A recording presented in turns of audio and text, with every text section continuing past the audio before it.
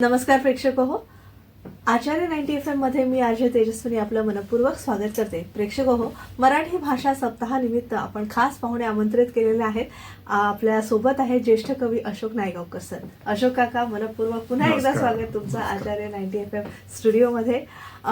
मराठी भाषा सप्ताहाचं एक प्रतिनिधित्व अर्थातच आणि सगळ्या आपल्या कवी मित्रांचं प्रतिनिधित्व अशोक नायगावकर सर करत आहेत आणि आम्हाला तरुण पिढीला देखील त्यांचा आदर्श आहे आणि त्यांचे आशीर्वाद घेऊन आणि त्यांचे कवितेचे संस्कार घेऊन आम्ही घडत आहोत आणि थोडीफार मराठी रुजवण्याचा प्रयत्न करत आहोत. प्रत्येकाने मराठी बोलावं आणि मराठीचं संवर्धन करावं असा आपला नेहमीच सगळ्या कार्यक्रमातनं प्रयत्न असतो. तर आज आपण अशोक नायगावकर सरांचा आता जो प्रवास चालू आहे त्याविषयी जाणून घेणार आहोत. नवीन कविता देखील त्यांच्या ऐकणार आहोत, त्याचाही आस्वाद घेणार आहोत. तर मी अर्थातच आज आपण मराठी भाषा सप्ताह साजरा करतोय, तर त्यांची एक सुंदर एक बाराखडीची कविता आहे, ती मला वाटतं सगळ्यांना ऐकायला आवडेल. तर मी अशोक काकांना विनंती करते की ती कविता तुम्ही सादर करावी. नमस्कार. खरं तर इंग्रजीच्या सगळ्या अल्फाबेट्समुळं ABCDEFG ते अगदी लहानपणापासून सगळ्या लहान मुलांच्या ओठावर गेलेलं आहे आणि आपण ते आ इ ई उ ऊ किंवा क ख ग घ प फ ब भ म त थ द ध न हे सगळं जे आहे ना ते काळाच्या ओघात कुठेतरी आपण विसरत जातो. तर ही जी अक्षरं, ही जी मुळाक्षरं आणि त्याच्या संदर्भात खूप बालपणी तेव्हा काय वाटायचं आणि आता काय वाटते असं एक कवितेत मी मांडलेलं आहे. जुनी कविता आहे ती, पण तेव्हा आणि आताही रिलेव्हंट आहे.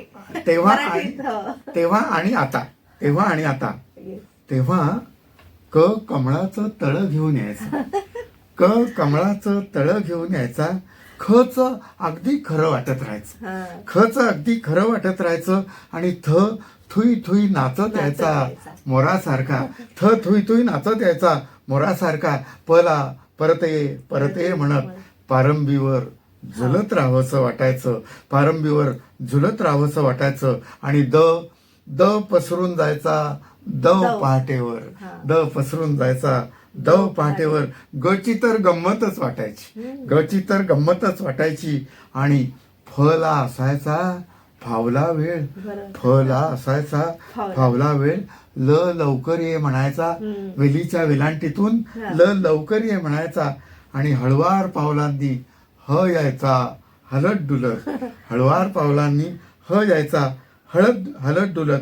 माती बाजूला सारली की केशर पिवळ्या मुळाक्षरांच्या रेषा हलत राहायच्या तेव्हा आता कुठे भरकटत गेला भलत्याच दिशेने, कुठे भरकटत गेला भलत्याच दिशेने.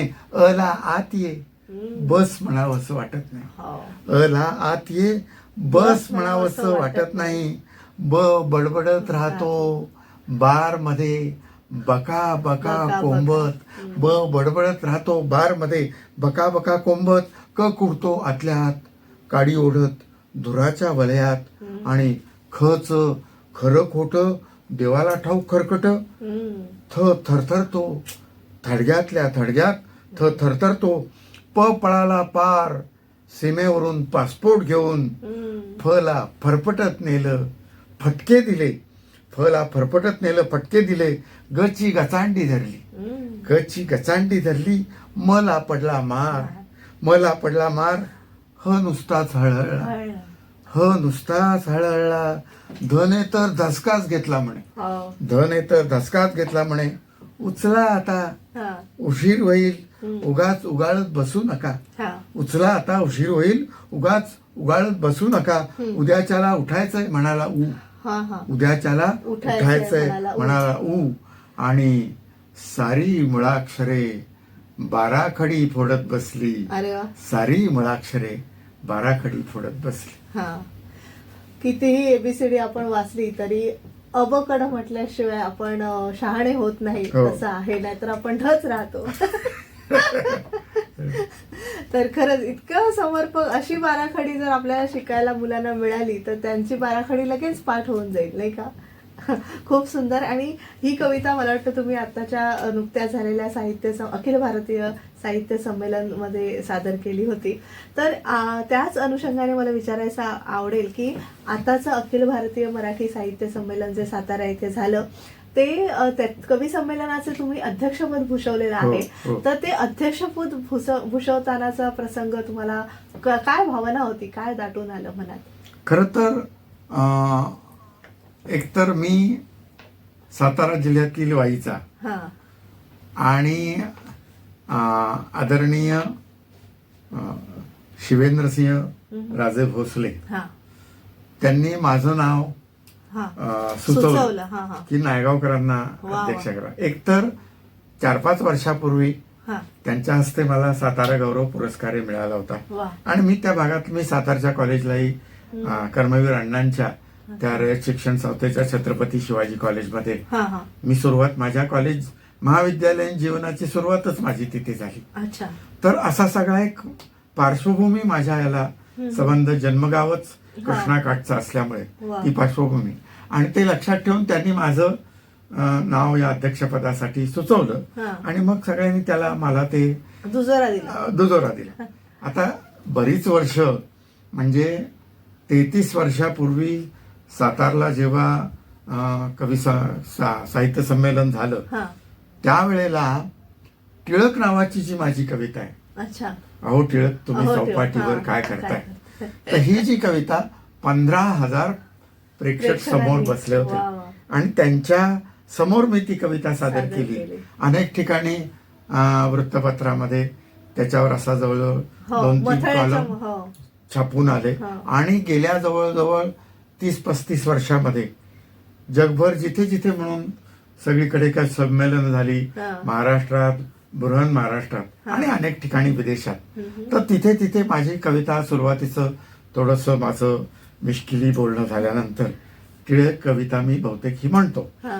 तर त्यानंतर पुन्हा हा योग आला. वा. ही माझ्या दृष्टीनं आयुष्यातली खूप मोठी अशी हा. गोष्ट खरं म्हणायला पाहिजे तर. आणि आपल्या म्हणजे- जन्मभूमीत अगदी. कर्मभूमीत आपल्याला म्हणजे अध्यक्ष माझ्या हा. वयाचा अमृत महोत्सव हा. पार केल्यानंतर साधारणपणानं हा सन्मान मला मिळाला. हा. तर हा खूप मोठा सन्मान असं मला स्वतःला वाटतं. त्या निमित्तानं अनेक ठिकाणाहून माझे तिथे व्यासपीठावरही अनेक हा. ठिकाणच्या साहित्य संस्थांनी माझा सत्कार पण केला तुम्हाला वा, सांगतो. हो. हा, ते सत्कार आणि हे तुम्हाला काय हे नवीन नाही आणि अध्यक्षपद पण हे तुम्हाला पण नवीन आपल्या नाही. गावच्या मंडळीकडून केलं, हा. परिसरातनं त्याचं एक वेगळं कौतुक असतं ना, हा. नाही म्हटलं. गेल्या वेळेस तुम्ही चिपळूणला सुद्धा अध्यक्षपद भूषवलं होतं संमेलनाचं. ते कोकण मराठी साहित्य संमेलनाचं दापोलीला 13व्या आणि 14वं महाडचं संमेलन अच्छा. असं 2 वेळा मी कोकण मराठी साहित्य संमेलनाचा हा, अध्यक्ष होतो. मात्र हा, हा. तसं लहान मोठे असे अनेक सन्मान गेल्या जवळजवळ 30-40 वर्षामध्ये वाट्याला आले. हा. आणि मुख्यतः काय आहे की अगदी जगामध्ये अनेक ठिकाणी म्हणजे मध्य पूर्वेमध्ये आता हम्म. इस्रायल असो तिथेही मराठी मंडळी आहेत. हो. आपल्या इथून साधारण 70च्या दशकामध्ये हा. गेलेली जी ज्यू मंडळी बहुतेक हम्म. जी तिकडे स्थायिक झाली, अच्छा. तर त्यांची हजारो वर्षे इथे राहिल्यामुळं हा. त्यांची मातृभाषाही मराठीच आहे. अरे वा. तर 20-25 हजार लोकांना हा. त्या जुन्या मंडळींना अजून चांगली मराठी समजते. बरं. त्यांचं महाराष्ट्र मंडळ पण आहे, अच्छा. तर मराठी मंडळ वगैरे. हो. तर त्यांनी मला विशेष अगत्यानं मला बोलवलं होतं हा, हा. आणि माझा कार्यक्रम तिथे हम्म. जेरुसलेम मध्ये झाला होता. हम्म. आणि बाकी Dubai, Abu Dhabi, Mauritius. Doha, Qatar वगैरे ही सगळी जी कुवेत वगैरे हा, हा. अशी जी मध्य पूर्वेतली तिथेही मराठी मंडळी आपली खूप मोठ्या प्रमाणावर राहतात. हा. त्यांनी देखील मला तिथे बोलवलं आणि गेलं की कसं की 1-2 दिवस आपण आधी जातो, हो. 1-2 कार्यक्रम. आता दुबईचा सांगायचं म्हणजे हा. तिथल्या कॉन्सुलेटमध्ये वकिलातीत माझा कार्यक्रम झाला. हा, हा. पण त्यांचा जो सभागृह आहे ते 200-250 माणसं बसतील एवढंच होतं.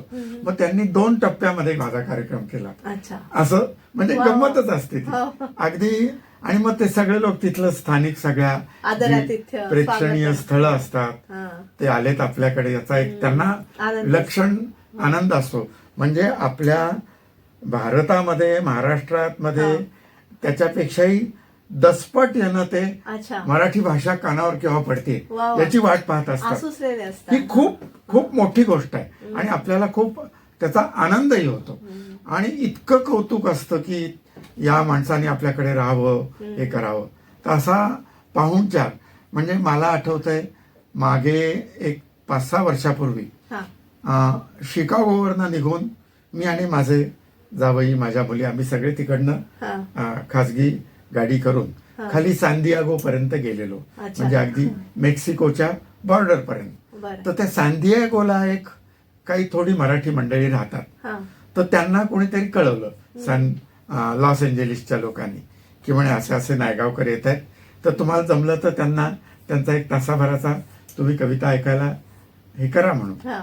तर ती सगळी माणसं 15-20 कुटुंब हा. प्रत्येक जण घरातनं कुणी बटाटे वडे आणले, कुणी भजी आणली, वा. कुणी पुरणपोळ्या आणल्या, हा, हा, हा. वेगवेगळ्या भाज्या वगैरे असं सगळ्यांनी गोळा करून क्या बात. माझा 1 तास 1.25 तास कार्यक्रम झाला. आणि सगळ्यांचं म्हणून एक श्रमभोजन किंवा हो. सहभोजन म्हणतात ना, स्नेहभोजन, हो. तसं. तर ते इतकं मला लक्षात आहे हा. की असं बरं वाटतं ना त्या लोकांना.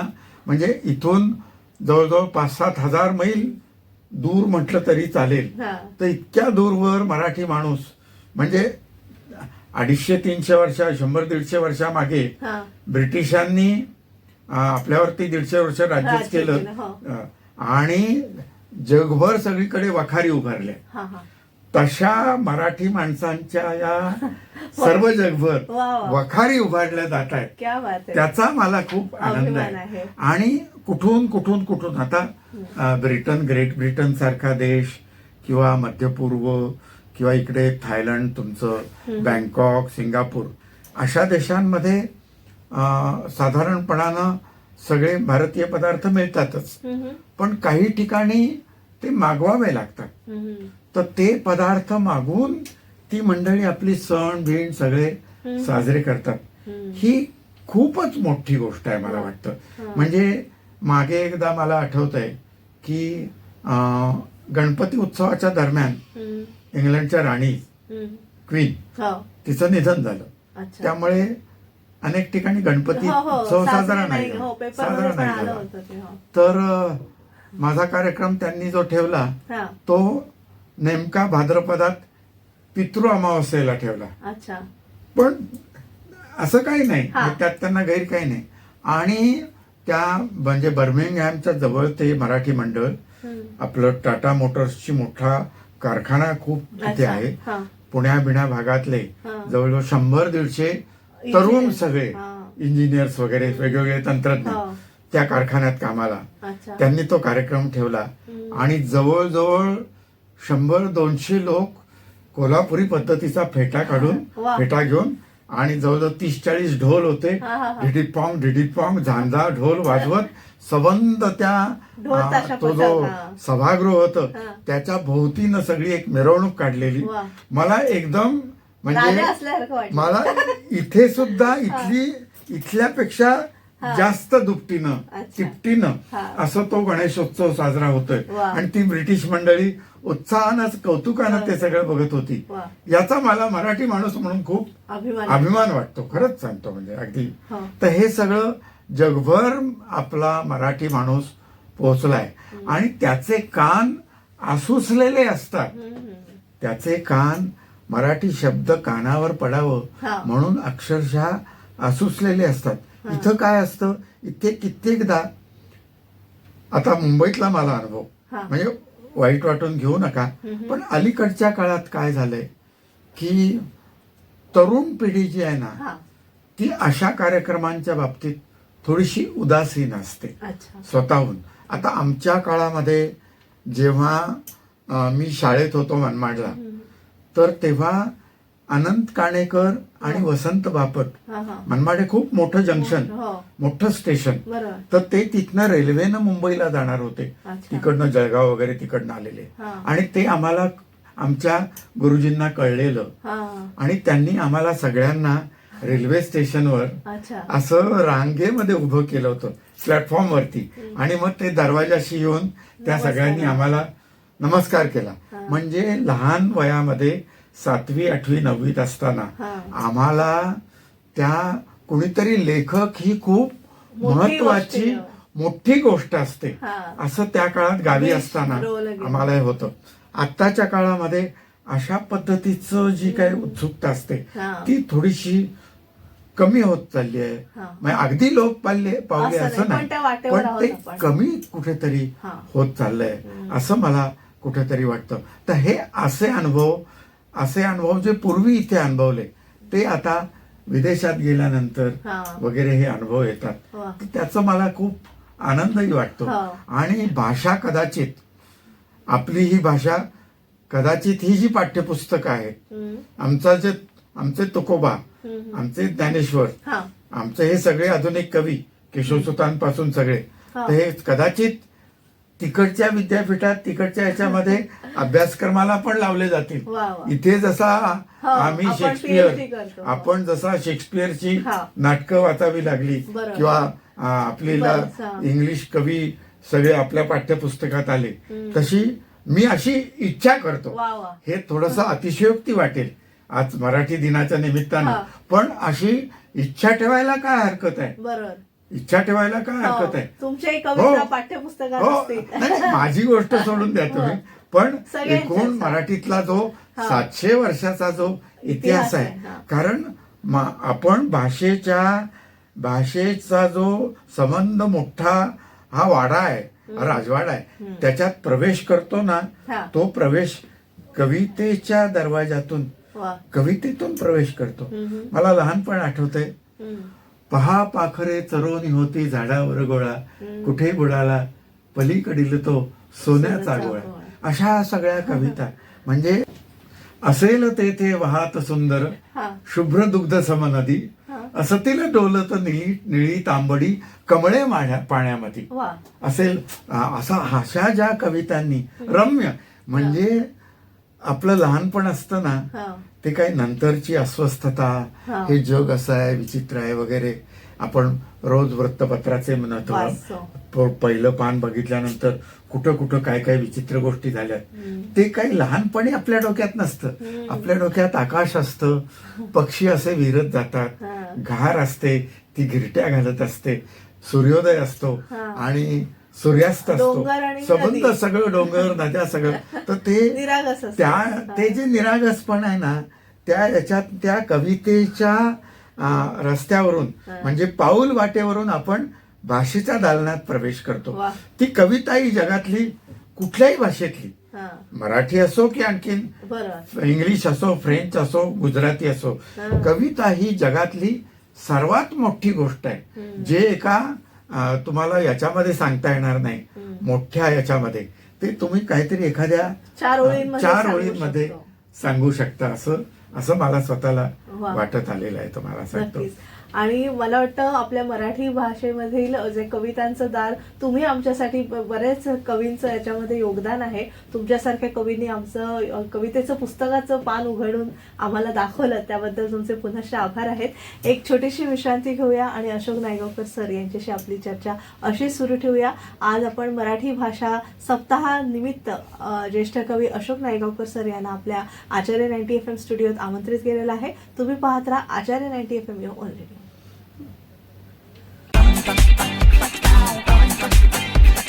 Acharya 90 FM 90 FM.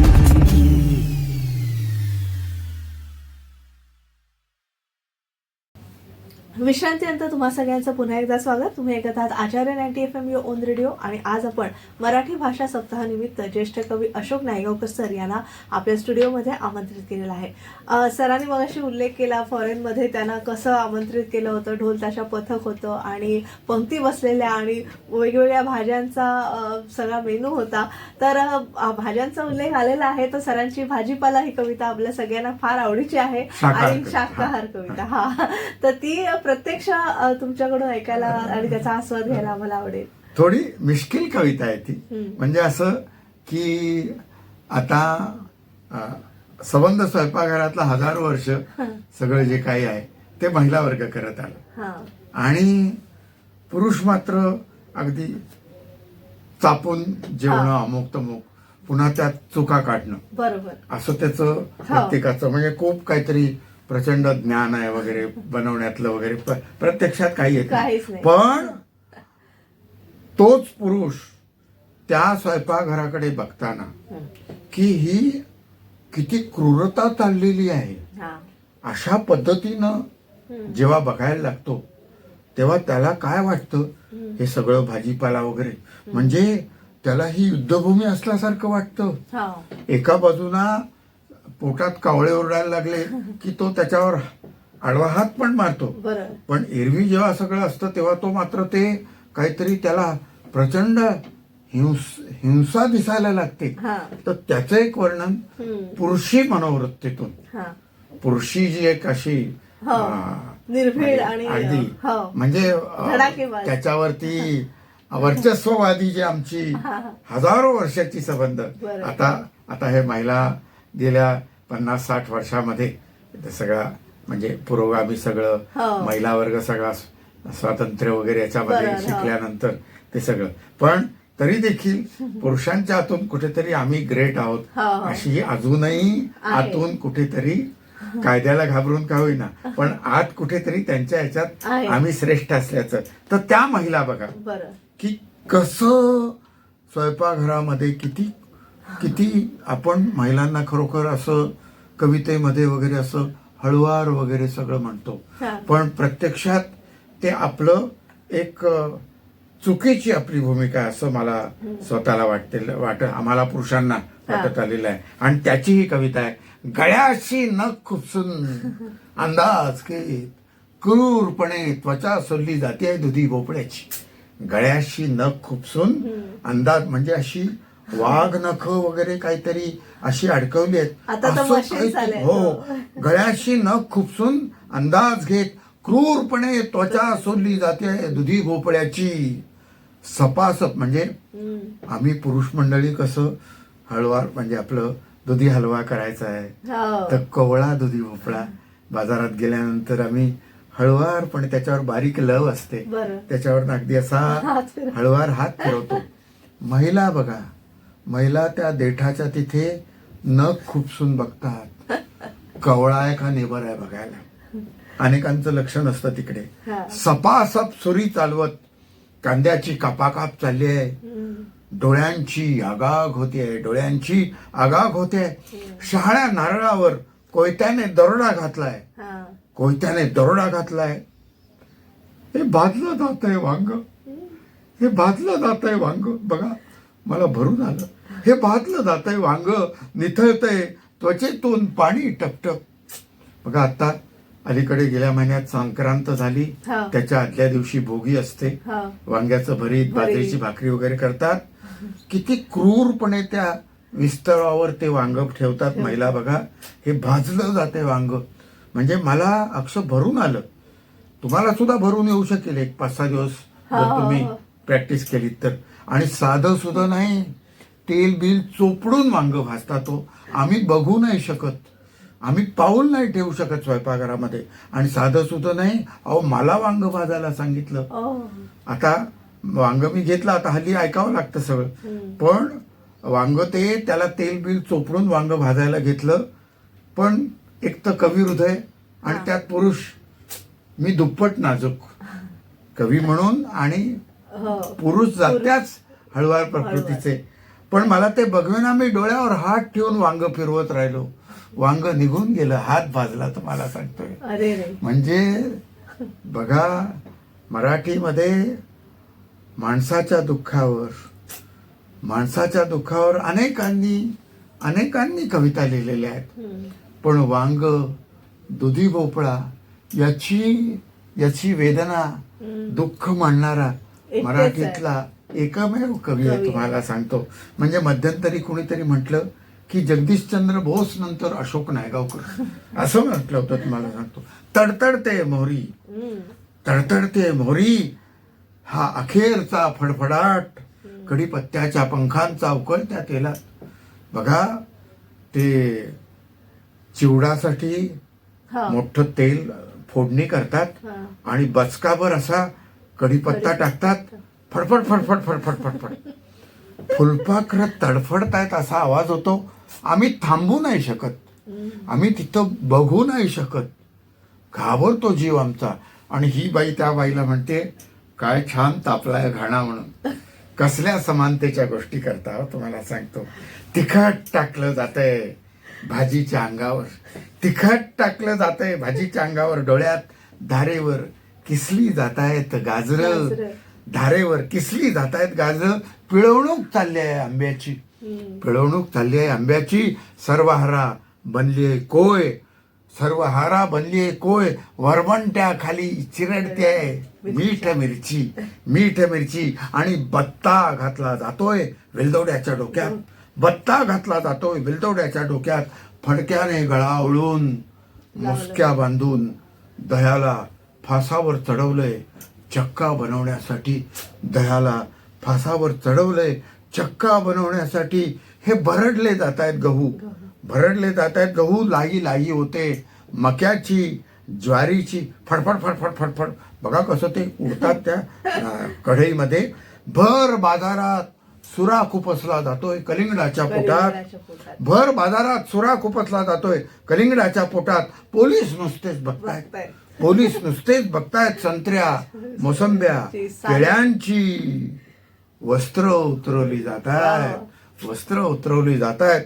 दिवसा ढवळ्या मक्याच्या कणसाला दिलंय विस्तवाच्या तोंडी, मक्याच्या कणसाला दिलंय विस्तवाच्या तोंडी. आणि वर मीठ तिखट लिंबू चोळलं जात आहे जखमांवर. हे काय चाललंय, हे काय चाललंय युगानुयुगे, हे काय चाललंय युगाने. पण मी ही कविता म्हटल्यानंतर ही कविता ऐकणाऱ्या अनेक महिलांना किंवा आपल्यालाही असं वाटेल की नायगावकर, हजारो वर्षाच्या अज्ञान अंधकारातून आम्ही ही क्रूर कृत्य करत आलो, आम्हाला कोणी सांगितलं नाहीये. आज तुम्ही या मराठी दिनाच्या निमित्तानं आम्हाला उजेड दाखवलात, आमच्या आयुष्यातला अंधार दूर केलात. उद्यापासून त्या क्रूर स्वयंपाकघरात आम्ही पाऊल देखील टाकणार नाही असा गैरसमज होण्याची शक्यता आहे. तेव्हा तमाम पुरुष जातीतर्फे मी आपल्याला असं, तमाम महिलांना असं आश्वासन देतो की स्वयंपाक करणं हा महिलांचा जन्मसिद्ध हक्क आहे. आणि आम्ही पुरुष मंडळी इथून पुढेही त्या फंदात पडणार नाही, त्या फंदात पडणार नाही. अशोक काका, ही फार खूप अशी लोकप्रिय कविता आहे आणि आज प्रत्यक्ष ऐकण्याचा योग आला, त्याबद्दल तुमचे आभार.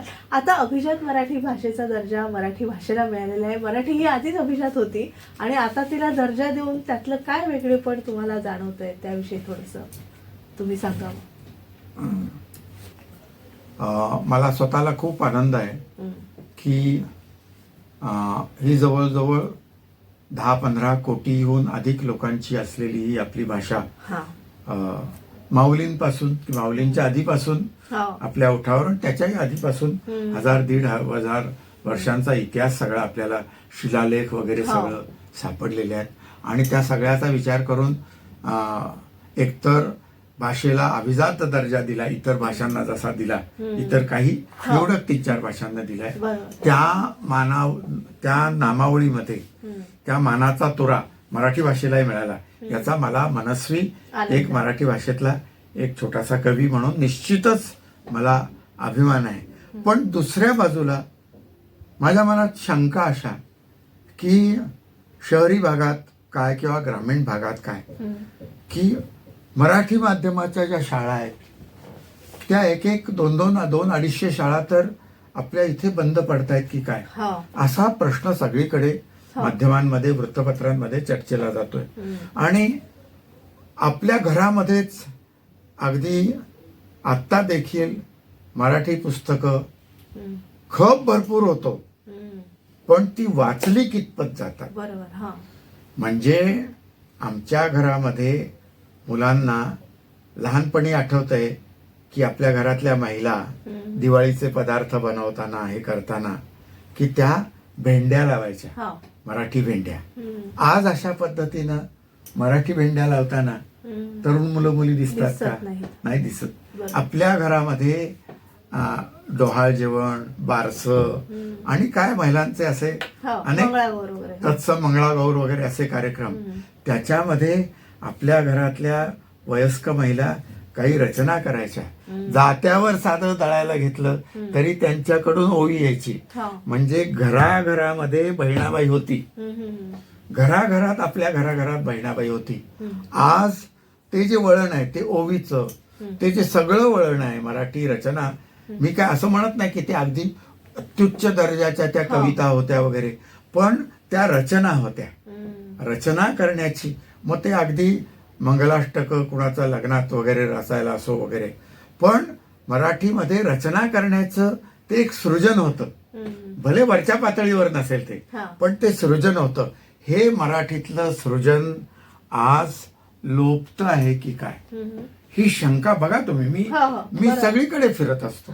मी गेली जवळजवळ 30-40 वर्ष अगदी छोटी छोटी गावं, मग ते सटाणा असो, लासलगाव असो, देवरुख असो, इचलकरंजी असो, कितीतरी छोट्या छोट्या गावातनं अगदी, मग बृहन महाराष्ट्रात भोपाळ असो, जबलपूर असो, इंदोर असो की बडोदा असो, अशी दिल्ली असो की आणखीन अशी मोठी गावं, आणि देश विदेशामध्ये अनेक ठिकाणी गेली 20-25 वर्ष मी फिरतोय.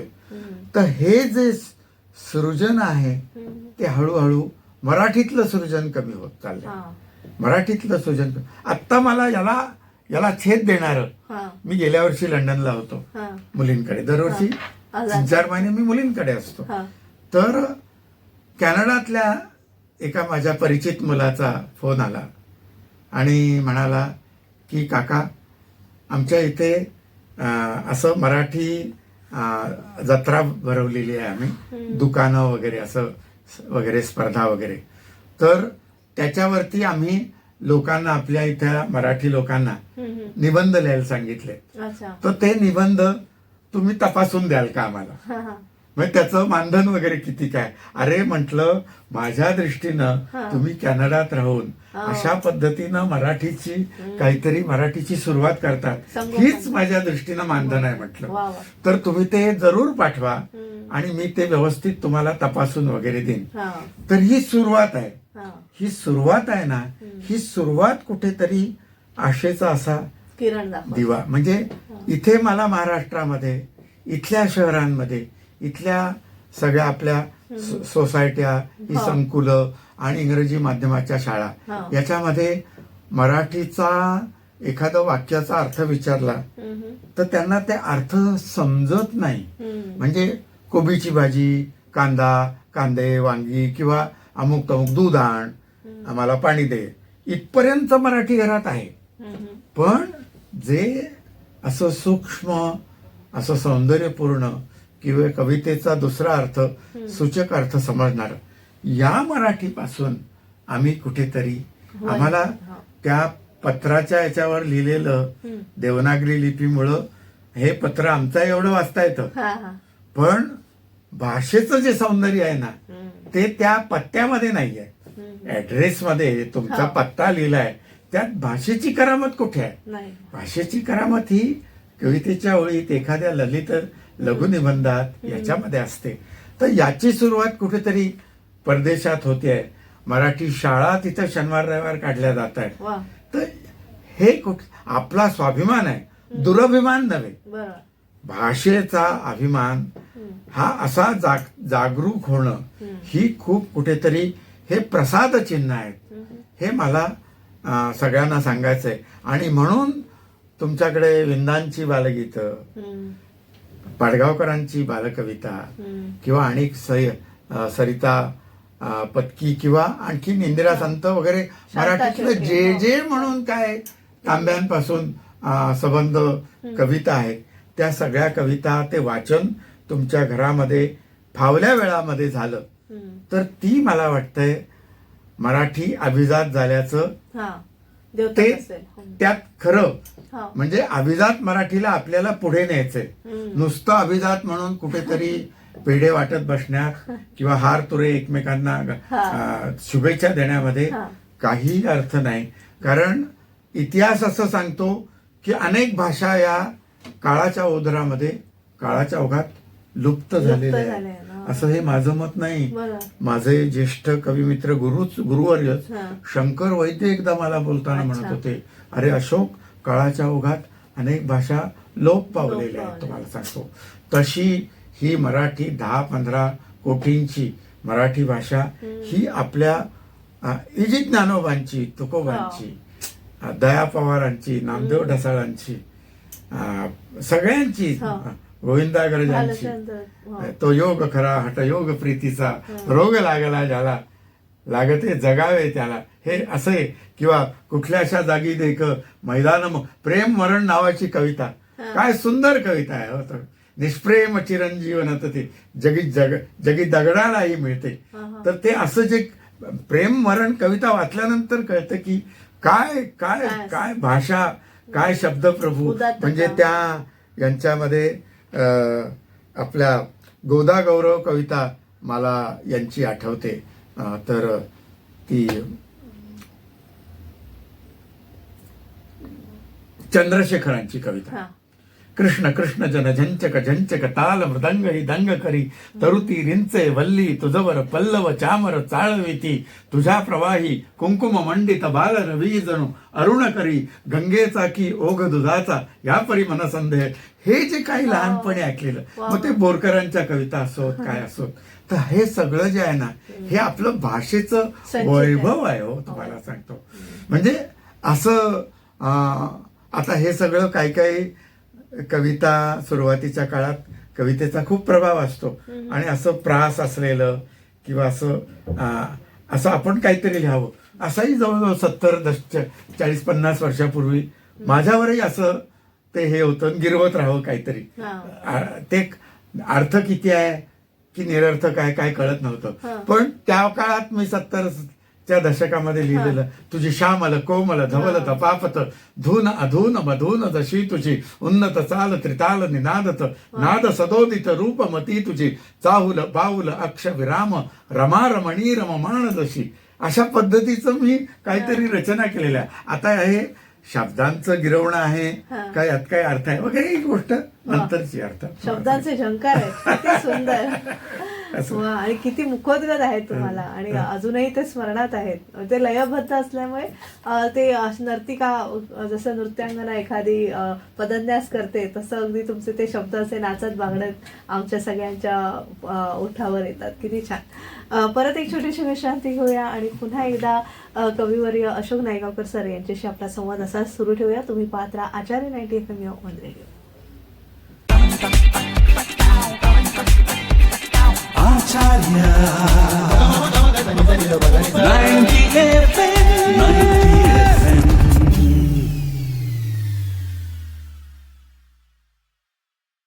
विश्रांतीनंतर तुम्हा सगळ्यांचं पुन्हा एकदा स्वागत. तुम्ही ऐकत आहात आचार्य 90 FM ऑन रेडिओ, आणि आज आपण मराठी भाषा सप्ताह दिनानिमित्त खास पाहुणे आमंत्रित केलेले आहेत. आपल्यासोबत आहेत कविवर्य अशोक नायगावकर सर. सर, आता आपण अभिजात मराठी दर्जा मिळाला वगैरे त्या अनुषंगाने बोललो. आता मला विचारायला आवडेल की पूर्वी कसं वर्षभर आपण वाट पाहायचो अखिल भारतीय मराठी साहित्य संमेलनाचे. पूर्वी असे जागोजागी ठिकठिकाणी कार्यक्रम व्हायचे नाहीत, आणि आता एकदम असं झालंय की ठिकठिकाणी जागोजागी राजकारण्यांची कृपा म्हणूया आपले कार्यक्रम होत आहेत. अर्थातच ती चांगली गोष्ट आहे, आणि शहरातच नव्हे, म्हणजे पुणे, मुंबई, बेंगलोर, नाशिक, नागपूर अशा ठिकाणी नव्हे तर खेडोपाडी देखील असे मराठीचे कार्यक्रम व्हायला लागलेत. तर ही अत्यंत आनंदाची गोष्ट आहे. पण थोडं बाजारू स्वरूप आलेलं आहे. या दृष्टीने तुम्हाला काय विचार मांडावा असं वाटतो ते मला विचारायला आवडेल की अशा पण कार्यक्रम खूप होतात, त्यांची संख्या वाढली आहे, पण त्यांची दर्जा वाढलाय का ते मला तुम्हाला विचारायचं आहे. दर्जात्मक कार्यक्रम सादर होत आहेत का?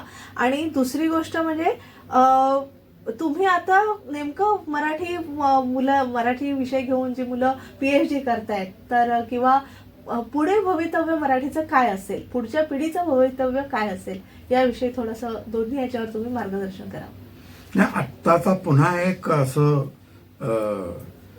पावसाळ्यात कसं नदीला खूप मोठा पूर येतो, आणि त्या पुरामध्ये भाद्रपदातलं जे नितळ पाणी आहे ते त्या पुरात नसतं, ते गढूळ पाणी असतं.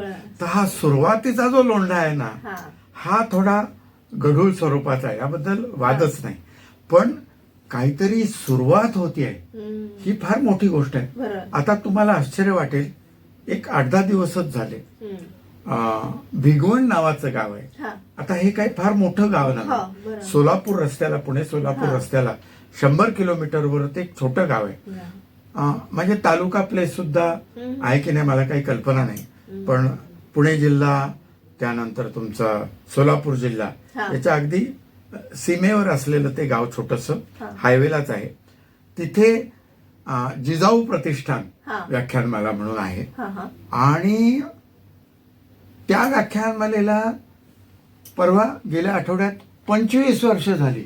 अरे वा. 25 वर्ष ते लोक एक व्याख्यानमाला चालवत आहेत. वा, वा. आणि त्याच्यामध्ये त्याच्या उद्घाटना माझ्या कार्यक्रमानं झालं. वा वा. इतकी माणसं तिथे, जवळजवळ 400-500हून अधिक माणसं, व्यवस्थित मंडप वगैरे, त्या वाचनालयाला जोडूनच असा मंडप घातलेला वगैरे. वा. आणि ते संपल्यानंतर सगळ्यांची भोजनाची पण सोय तिथे, साधं भोजन नाही, असं नाही नाही. फार मोठं पंचपक्वान वगैरे, बरं. पण सगळ्यांना नंतर जेवण वगैरे. हा. त्या महिला, तुम्हाला सांगतो, इतक्या मोठ्या प्रमाणावर, म्हणजे त्या काय म्हणाल्या मला हा. की म्हणजे शाब्दिक मेजवानी झाली. अजित दादा गेलेले होते, हा. आत्ता आले गेले. बरं. त्या महिला नंतर येऊन मला भेटल्या. म्हणजे त्यांचा तो जवळपासच ना, अगदी बारामतीच्या बरोबर. जवळपास, पंचक्रोशीतलेच. त्या म्हणल्या, अजित दादा गेल्यानंतर हा. पहिल्यांदा आम्ही हसलो म्हणे आ. तुमच्या कार्यक्रमात. असं तर एखाद्या छोट्या गावामध्ये 25 वर्ष व्याख्यानमाला, वाचनालयाला धरून लोक चालवतात, म्हणजे ही किती आदर्श गोष्ट आहे. वा. सगळ्या ठिकाणी अशा व्याख्यानमाला आहेत असं हो. मला नाही वाटत. बरोबर. आपण मुंबई शहरात आहोत. हो. मुंबई शहरामध्ये एकच आता- वसंत व्याख्यान मला. हा, हो. काही ठिकाणी आता तुम्ही ज्या वास्तूमध्ये आपण आहोत हो. तिथेच शरद भाऊंच्या आचार्य, स्मृती हो. प्रित्यर्थ व्याख्यानमाला मोठी होती. व्याख्यानमाला होते. हो. आणि ती गेली काही वर्ष तर मी येतोय त्याच्यामध्ये. बरोबर. हो. म्हणजे नुसतं साहित्य वगैरे नाही, हा. तर यावेळेला ते AI वरती हो. जे वक्ते आले वक्ते, होते, हो. म्हणजे महाराष्ट्रातले नामवंत कहाते, वक्ते, हो, तो बरोबर. कहाते मला हो, वाटतं. अतुल कहाते, तर हो. त्यांचं मी पुस्तक नंतर विकत घेतलं. मी अच्छा. जेव्हा पुण्यात चौकशी केली, अहो म्हणे AI मधला तो फार मोठा माणूस आहे माणूस म्हणून. आहे. हो. म्हणजे मला ते एरवी मला त्यांच्या व्याख्यानाचा हा. ऐकायचा योग आला नसता. बरोबर. पण इथे हो. आचार्य महाविद्यालयात इथे हो. मी ते ऐकलं. सकाळी 1.5 तास 2 तास मी त्यांचं व्याख्यान ऐकलं. हा. खरंच सांगतो, मी अनेक त्या कॉम्प्युटर मधल्या अनेक मोठे दिग्गज लोक, त्यांना ते नाव सांगितलं. ते म्हणे आम्हाला माहित नाही. अहो म्हटलं 40-50 पुस्तक आली आहेत त्यांची, बाप, आणि मी ते त्यांचं एक जगभर पुस्तक जातात. विकत घेतलं. हो. तर हा लाभ, म्हणजे तुम्ही म्हणाल त्यानं काय होतं, हा. याच्यावरती आलंय तुमच्या हो. लॅपटॉपवर, हो. लॅपटॉपवर येतं, याच्यावर प्रत्यक्ष याच्यामध्ये म्हणजे नाटक जे आहे हो. ते सिनेमा बघणं हो. आणि आणि नाटक हा बघणं. फरक आहे. नाटकात कसं, आता इथेच तुमच्याकडे आपल्या इथेच नाट्य महोत्सव होतो, बरोबर. त्याच्यात ती आपल्या समोर ती मंडळी अभिनय करत वा, असतात. वा. तर हा यातला जो प्रत्यक्षानुभूती म्हणतो ना हा. आपण, याची फरक देही, आहे. याची डोळी. तर ती जी गोष्ट आहे ना, हा. ती मला खूप महत्वाची वाटते. आणि त्याच्यामध्ये तुमचं जे म्हणणं आहे ना, की याच्यामध्ये हौशे गौशे नवशे असं सगळे थोडस, असतात, हा. हे सुरुवात आता रामदासांनीच म्हटलंय, कविता अशी उदंड झाली म्हणून. हा. म्हणजे 350 वर्षी पूर्वी समर्थ रामदासांनी जर असं म्हटलंय, बरं. तर कविता एका बाजूनं लिहिण्याचा एक सोपा वाङ्मय प्रकार आहे. प्रत्येकाच्या आयुष्यात एका विशिष्ट वयामध्ये प्रत्येक जण कवीच असतो. हो. पण त्या कवितेची कास धरणं किंवा त्याची नस पकडणं आणि त्याच्यावर काहीतरी अध्ययन करणं, चिंतन करणं वगैरे, हे फार थोड्यांनाच साधतं ते. हा. तर माझ्या मते ही जी काही आहे ना, हे एक अभिजात भाषेचा दर्जाला मिळाल्यानंतर सगळीकडे एक उत्साहाचं वगैरे वातावरण. विश्व मराठी संमेलन आता हो. उद्या नाशिकला होत आहे, बरं. किंवा अनेक एक जागतिक मराठी संमेलन आता बरं, परवा हो. पणजीला झालं, त्यालाही हा. मी गेलो होतो. अच्छा. ही अशी संमेलनं गावोगाव होत आहेत. त्याच्यातनं सगळेच नाही, पण 100 4-5 जणांना तरी काहीतरी हा. एखादी कविता लिहावीशी वाटली किंवा काही वाचावं असं वाटलं. कोण होते बालकवी, हा. कोण होते दया पवार, बरं. कोण होते बुवा असे रेव्हरंड टिळक, हे जरी ऐकावंसं वाचावंसं वाचनालयात जाऊन पुस्तकं शोध घ्यावीशी वाटली तर हरिपाठ काय आहे, बरोबर. तो ज्ञानेश्वरांचा 700 वर्षाचा हा. देवाची दारी उभा क्षण भरी तेने मुक्ती चारी साधियल्या, हे काय आहे बुवा सगळं. तर हे मला असं वाटतं की भाषेच्या मुळापर्यंत 700 वर्षाचा हून अधिक वर्षांचा संपन्न असा इतिहास असलेली जगातली आपली 10-11 हून अधिक कोटी लोकांची भाषा आहे. ती भाषा ही यापुढे अधिक सकस, अधिक समर्थ आणि तिच्यामध्ये वेगवेगळे प्रयोग व्हावेत, वेगवेगळे तिच्यामध्ये चित्रपट व्हावेत आणि ते चित्रपट ऑस्करला जावेत. तिच्यातला एखादा सिनेमा, हा. चित्रपट हा ऑस्करला जावा. मराठी भाषेतल्या एखाद्या पुस्तकाला नोबेल पुरस्कार मिळावा, वा. जसा रवींद्रनाथांच्या त्या गीतांजलीला मिळाला होता.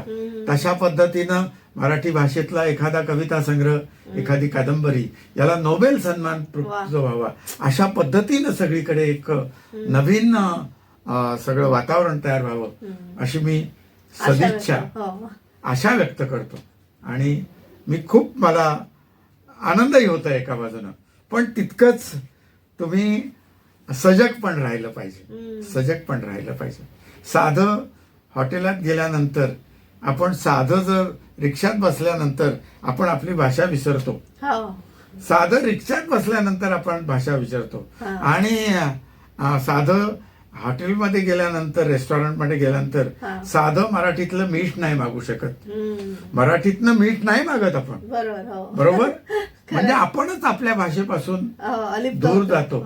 हे जर कुठेतरी मनाशी खुणगाठ बांधली तर ही भाषा टिकू शकते, टिकून राहील, जिवंत. तिच्यात चांगलं चांगलं अशी धुमारे फुटतील असं जरूर वाटतं. पण मला कवितेचा शेवट म्हणजे मुलाखतीचा शेवट करायचा आहे, तर त्यासाठी तुमची एक नवीन ताजी कोरी करकरीत कविता आम्हाला ऐकायची आहे.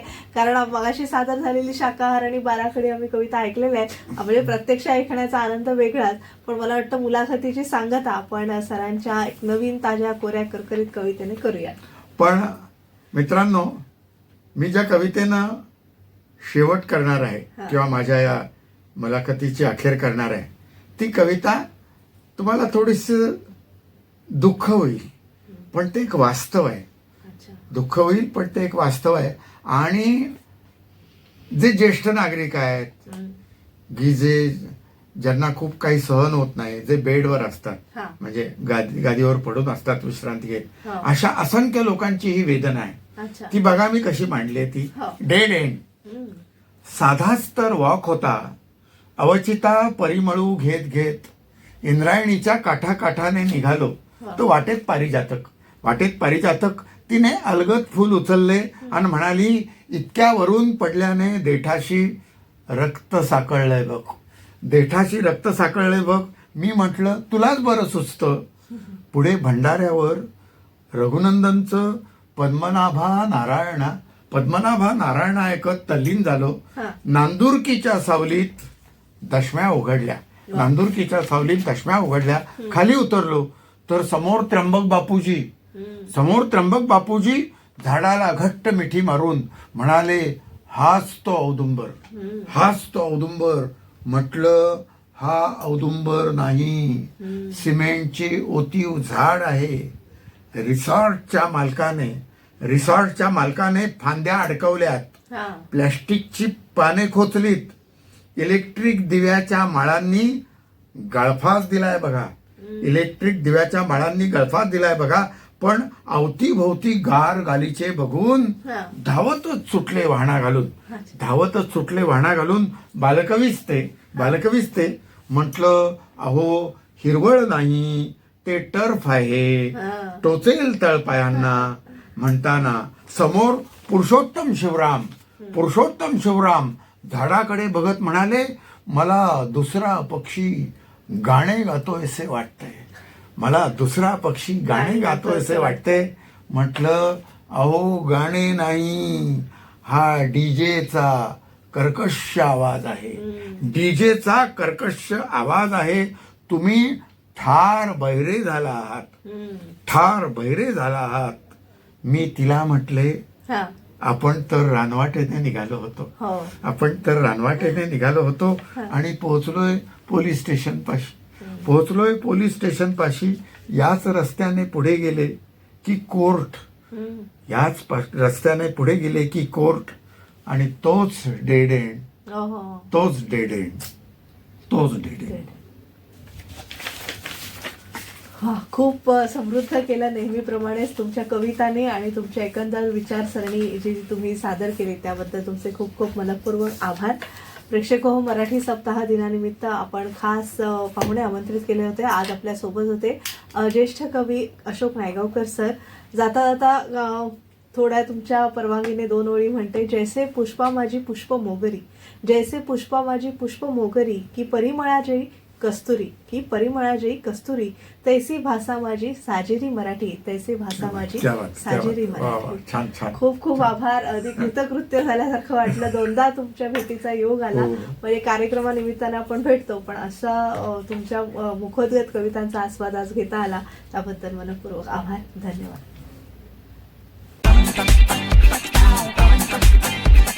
Acharya 90 FM